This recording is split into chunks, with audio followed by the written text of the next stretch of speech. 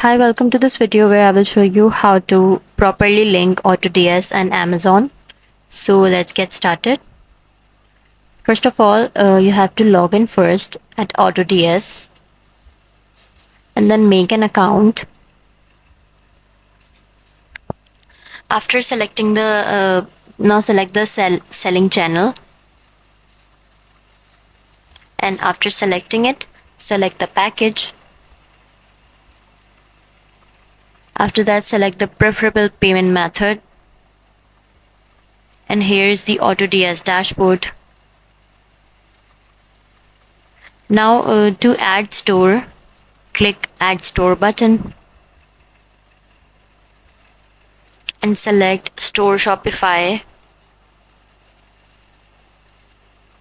Now copy and paste the URL of the store. So in another tab, log into Shopify store. And now to add product, let's go to Amazon store. So search for any product like dog bowl and copy the product's URL.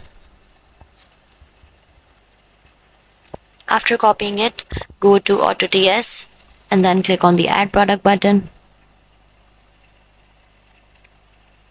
After clicking the add product button, select the single product and now paste the copied URL here.